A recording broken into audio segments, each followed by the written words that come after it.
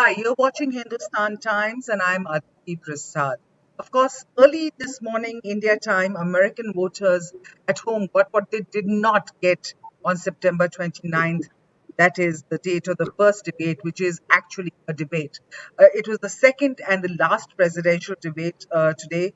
Remember, there were supposed to be three debates. The second one got cancelled because Trump got, because there were concerns about the COVID spread and they wanted to sort of do it remotely, and Trump refused to do it virtually. And joining me today, of course, is Meera Shankar, who served as India's ambassador to the United States between 2009 and 2011, and Pramit Paul Chaudhary, the consulting editor at Hindustan Times.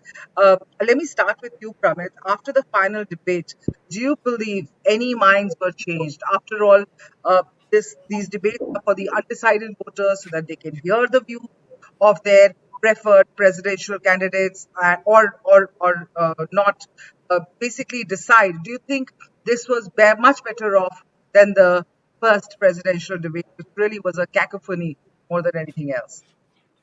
See, Trump has been advised on two potential strategies to win this election. One is to focus on that roughly 40% of the US elect voter base that is completely committed to him, the Make America Great Again crowd. These are the ones who come out in the rallies. But that 42% is not enough to win the election. But if he can turn them out in much larger numbers than, let's say, the base of the Democratic Party, then potentially he could still win because a large number of them often skip elections. And if he can get 100% turnout for this crowd, then that'll give him a huge boost, especially in so-called battleground states where they are in unusually large numbers. But the other strategy is to look at the fact that a lot of moderate Republicans or independent voters who are conservative in terms of their policies, like Trump's policies, whether on immigration, on healthcare, and I've been particularly happy with his policies on the economy, at least with pre-COVID-19. But this group does not like Trump as a person. They don't like his misogyny. They don't like his aggressiveness and the fact that he's often, as we all know, very unpresidential in his behavior. So they've been torn. Do we vote for the man's policies or do we vote for the man? So in the second strategy was, well, if you try to look and act more presidential, maybe you could win these people over. I would say the first debate was an attempt to reach out to his base, get them excited, go after the jugular, and throw off Biden, show him to be as to be aggressive to the Democrats as possibly can. Right. The second debate, the final debate, you saw him becoming more presidential. They actually debated climate, race, immigration, actual policy. So you had a sense of what the president had in mind in his second term. And I think this was aimed at the moderate Republicans to try to bring them back into the fold and say that, look, yes, we like his policies, and he's actually not that bad as a president or as a person as you may think. Right. From what I understood from you, Pramit, is that this was his attempt, and my question really is, was he successful at it? Did he manage to meet his goals, which the second debate, he was trying to reach those goals? And I'll go to Meera Shankar on that. Meera, what exactly do you believe? I mean, who won this round according to you? Well, I think most of the Twitter world and the Twitterati are saying it's actually the moderator who won this round because she managed to keep both candidates under control. And unlike the last time, right? Really. Yes, and to actually have an orderly debate, which was informative. But I think, three quick polls by CNN and two others said that Biden had won it. The Trump supporters say that Trump has won it. So, it's like reinforcing existing opinions. I don't know to what extent it served Trump's purpose in swinging the voters who were undecided. Firstly, in this election, a large number of the voters have already made up their minds. So the number of undecided voters is relatively small. about 45 million people have already cast their votes, by mail-in ballots or advance voting. So, the number of undecideds is relatively small. And for President Biden in this debate, because he was running ahead of President Trump in the polls by anywhere between 7 to 14 points persistently over the last several months, it was really his to lose. He had to avoid making any gaffes to basically show that he had the presence of mind and the alertness to handle the questioning, and that he knew the details of what he was talking about. And I think in that he succeeded. President Trump was definitely uh, more persuasive than in his first debate, but whether he succeeded in, swinging undecided voters or drawing, more traditional Republicans to his side, I don't know if that is the case, because the opinion polls so far are holding firm. Right. So both of you really believe that the mute button really made this debate, second debate, remarkable in that sense of the word. Because in the first debate, a lot of people said that they could not really make out the difference between the two candidates on policy issues. In fact, it was like an Indian newsroom where one was trying to say something and the other would rebut, and vice versa. This time around, do you feel that there was less acrimony because of that mute button and the uninterrupted 2 minutes that was there? Although this time too there was a little bit of back and forth which was visible, um, but unlike the first debate. Well, yes, the mute button was actually never used. It was a threat of the mute button that Right.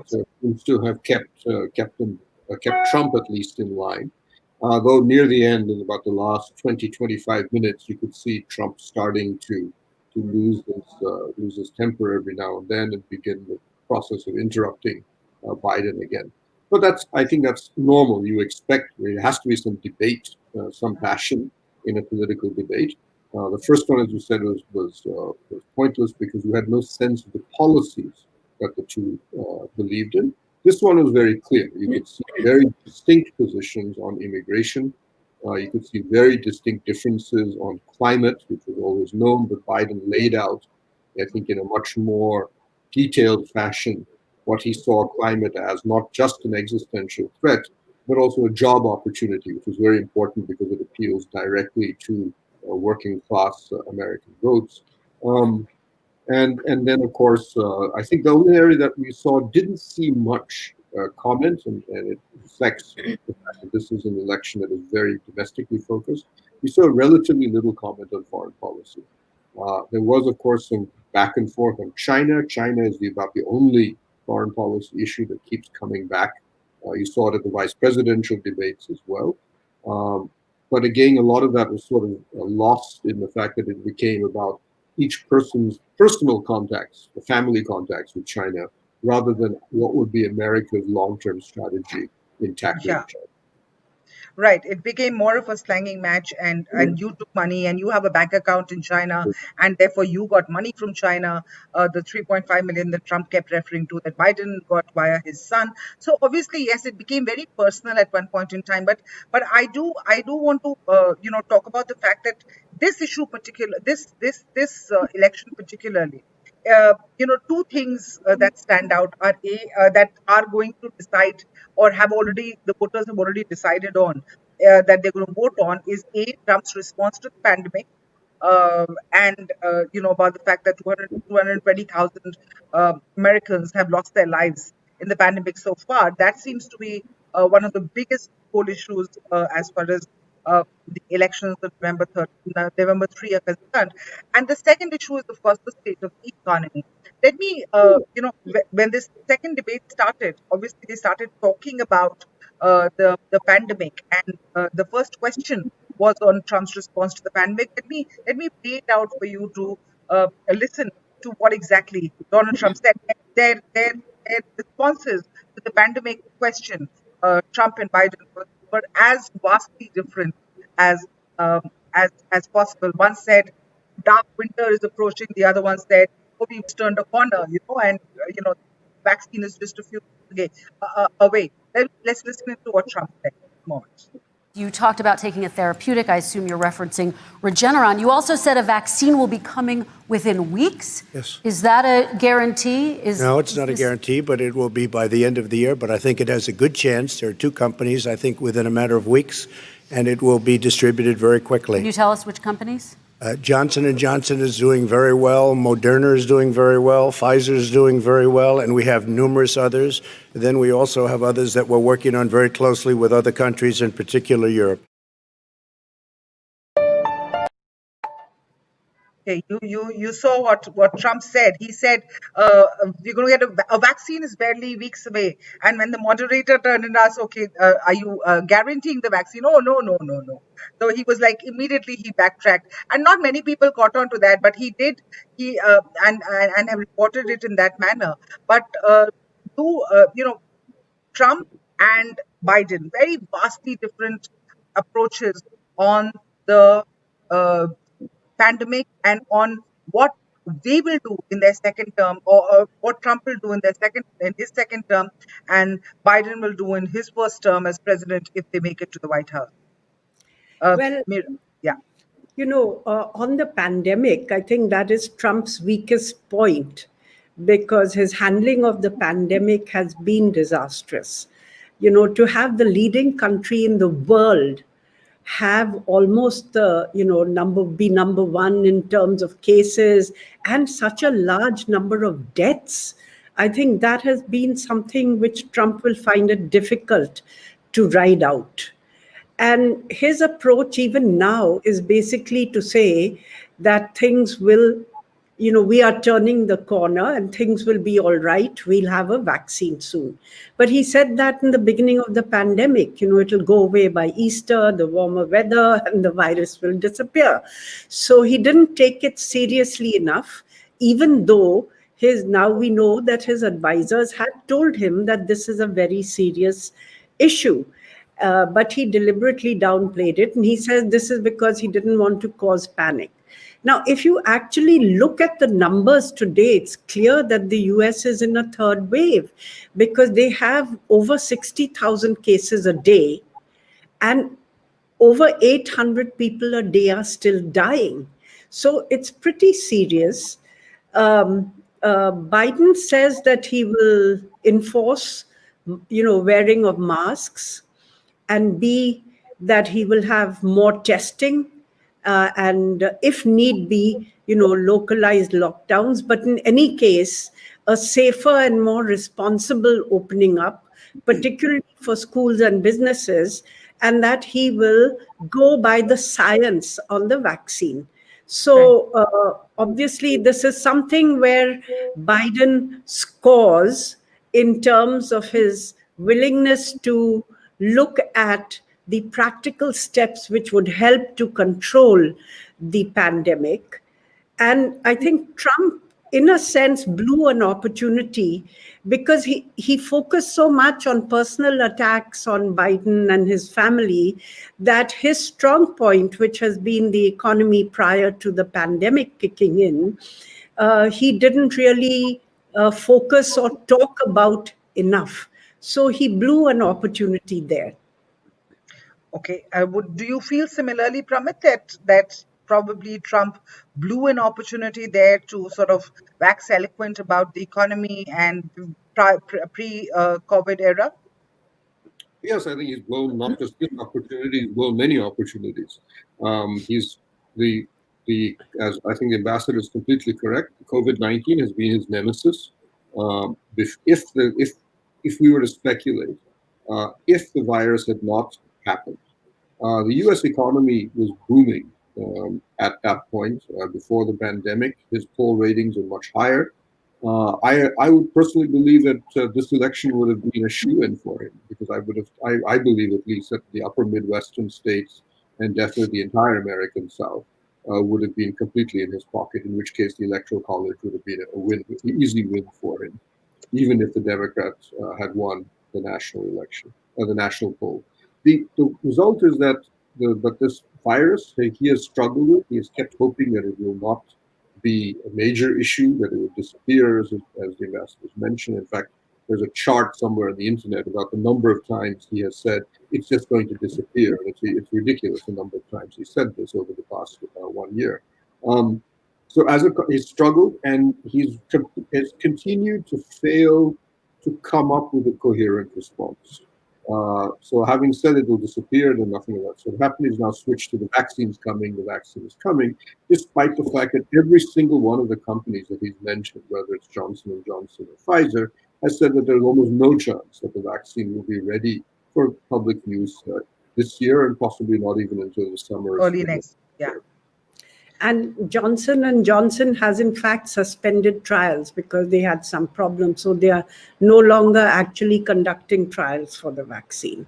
So there you go. We are fact-checking Donald Trump's debate claim right here. But let me talk about when we talk about the presidential race in the United States, we can't take away from the fact domestic issues part, the economy and the response to the pandemic part. We can't take away from the fact that we were living in India. For us, it's very important. The impact on the world is going to be huge. Whoever comes, whether Trump returns, Biden comes in. Now, as far as India is concerned, a lot of people I've spoken to have said Trump is good for India because of the Howdy Modi and the bonhomie and camaraderie that has been witnessed in Prime Minister Modi with another 3 years really and Donald Trump. But what do you believe, Prabhat? And I'll ask you this, and of course, Meera, I would like to get your point on this. As far as India is concerned, is it a Biden presidency or is it a Trump presidency that is better for India? On the broad Indo-US relationship, I don't think it really matters who is president. We've had a perfectly sound relationship under Barack Obama and Hillary Clinton. We've also had a very good relationship with George W. Bush. It's a bipartisan relationship. Biden himself is one of the strongest supporters of the Indo-US nuclear deal. That was, in many ways, a hallmark turning point in our relationship. Prime Minister Modi met Barack Obama 11 times, and Obama was the only U.S. president to have been our chief guest on Republic Day. So it's not as if that a very liberal Democratic president was somebody Modi had difficulty with. I would argue that when you're a prime minister or president of a major country, ultimately you're looking at who can help you in terms of your own national interests and in terms of what bilateral relationships are. It's not really about personalities. That helps, definitely. And I think in the case of Modi and Trump, one of the things that I've understood is that it was very quickly realized, as I think every major government has, is the Trump presidency was unusual in the degree in which the president's personality imposed itself on a large chunk of the administration. The president has his own quirks, and it's important, therefore, to have a working relationship with the president. From what I've understood is that what you had in the American system was effectively two-level foreign policy. You had the institutions, the State Department, the Pentagon, the intelligence agencies, who would come in and say, look, we have all of these plans with India which existed beforehand, have been going on ever since. But you have to get the president on board because Trump is the kind of guy, the file will come to him and he'll suddenly say, I don't like this, stop it. So you need to make sure the president is on board. So as not just Modi, but let's say Macron of France, Putin of Russia, to some degree even Xi Jinping for a while, have all attempted to develop a personal link with the president to ensure that the second layer of the foreign policy continues to function. A Biden administration obviously functioned just like a normal American administration, in which the institutional structure and the president would be almost very much in alignment with each other. Having said that, on the specific policies, I think the one area, or there's a number of areas, the really major area that I think the Indian system is a little worried about the Biden administration is not so much as their policy towards India as much as their policy towards China. Trump has been very hard on China. It's often been highly unilateral in his actions, but he's been arguably the hardest US president in opposing and taking on the Chinese in a number of issues. It's not as if Biden, if you look at the speeches and comments by Biden's core foreign policy advisors, Jake Sullivan, Tom Donilon, Tony Blinken, and so on, they're very clear that the future biggest single problem facing the United States geopolitically over the next decade or more will be China. But they differ with the Trump administration on the tactics in which to handle it. They tend to see it as more of a technological or economic challenge rather than a military one. And it's one of the reasons that you see that other than Michelle Flournoy, who is likely to be Biden's chief of defense secretary, none of them have really mentioned or talked about the Quad in any serious detail. They don't seem to take it.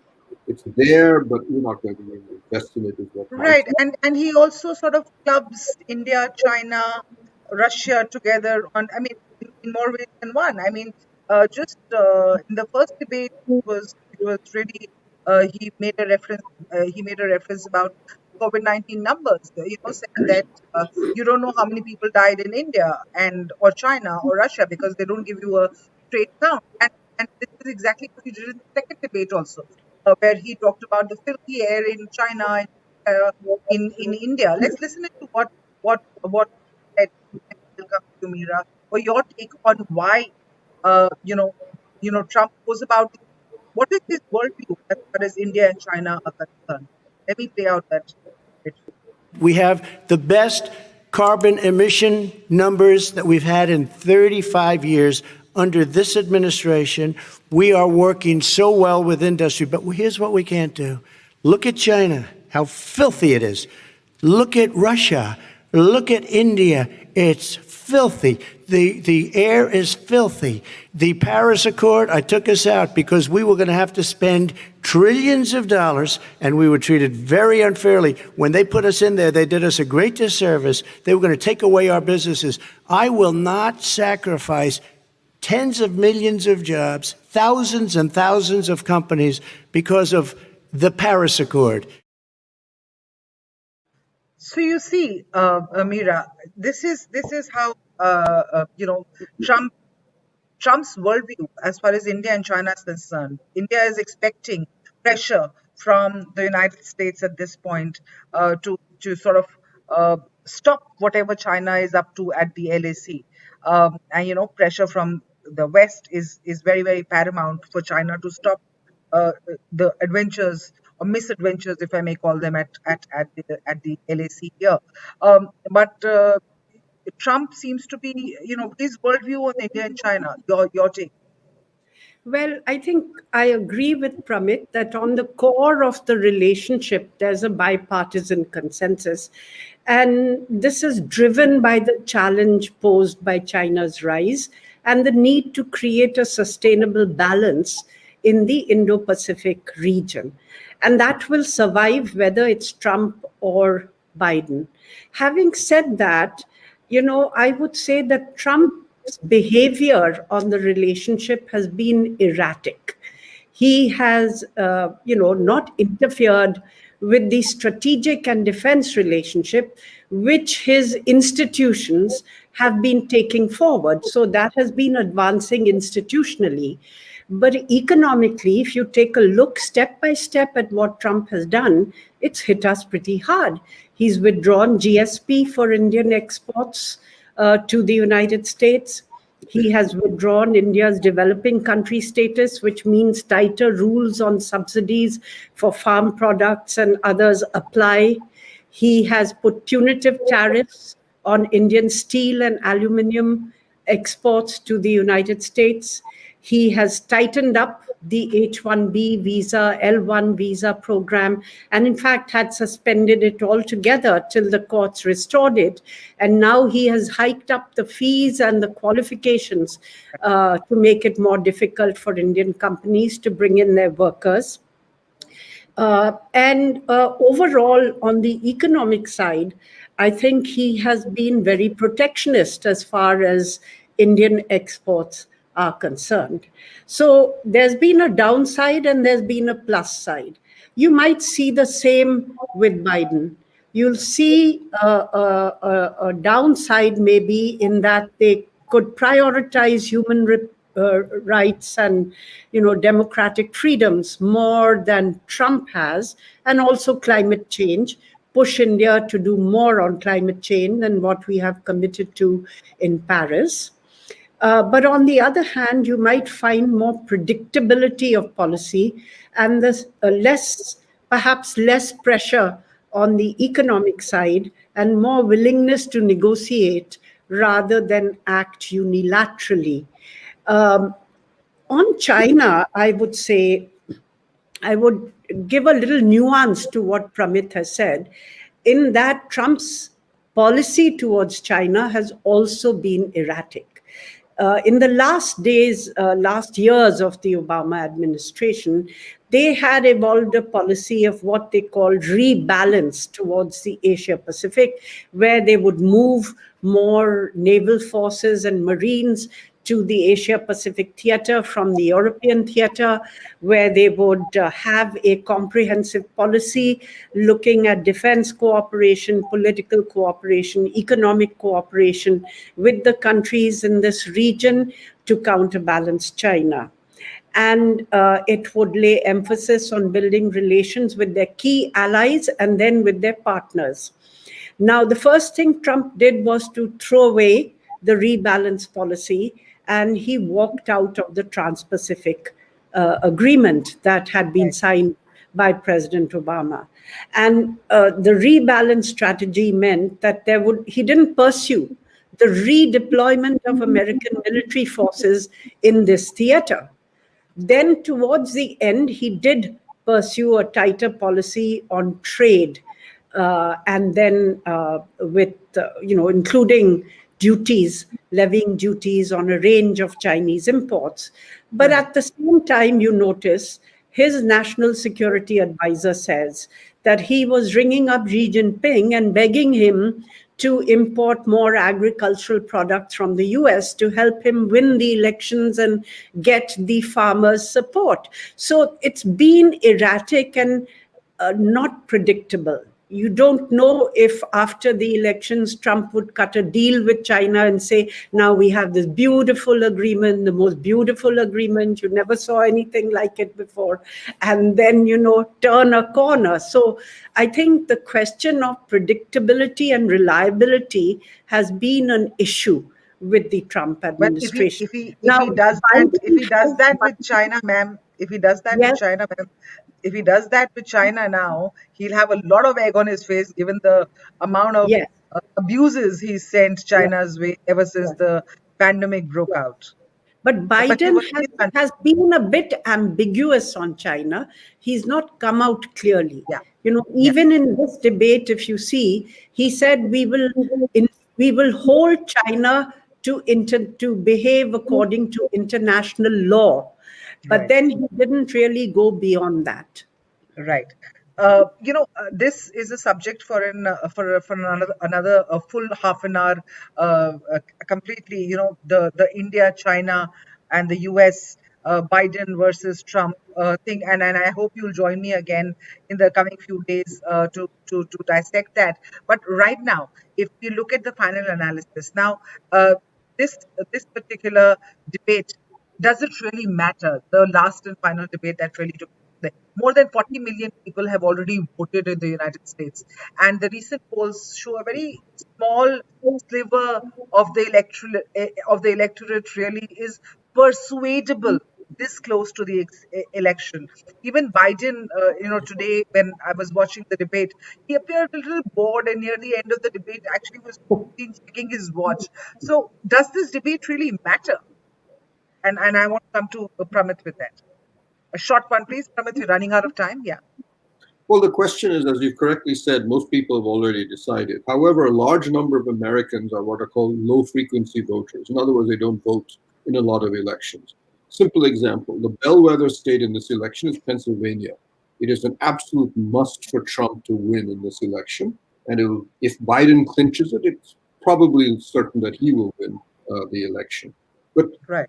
white working class males in Pennsylvania, 2.3 million of them didn't even bother to vote in the last US election in 2016. So, and a total of 4 million Pennsylvanians didn't bother to vote at all in 2016. So, what you're really looking at for both parties is either mobilizing your vote, the guys who are not normally coming out to vote, or even trying to keep the other side's vote, potential supporters, at home. And that is the real crux of the so-called unregistered voters or the absentee voters that a lot of this battle still continues to be very focused on. All right. I'm playing out some of the comments coming in from people who have been watching our show, and a lot of them seem to be supporting Trump, and these are of course viewers from India. Satish Chandra Srivastava. There is Julie Beer. Trump will win again. It seems she says, and a lot of similar, comments coming in so far, but let me sort of wind up this discussion with some you know perspective from Mira. Mira, what do you think? Uh, do you agree with what Pramit said that people have already made up their minds, but there are still people who are waiting to be persuaded? I think if you look at the polls in the US, Biden has had a lead in the national polls, as I said, anywhere between 7% to 14%. Right now, the polls are showing him with an 8% lead. That's the Right, BBC poll. Real Clear Politics shows about 8.6%. But yes, in the battleground states, the lead is not that large. And in many battleground states, several, like Pennsylvania, North Carolina, even Florida, the numbers have swung.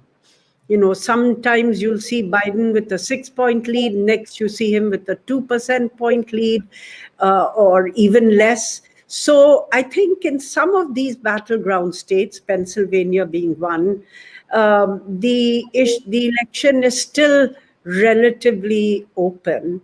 And the Democrats themselves are worried about being too complacent, and okay, there are people who say that, they are Trump shy voters, means people who feel embarrassed to say in public that they support Trump, who might become a hidden factor in this election.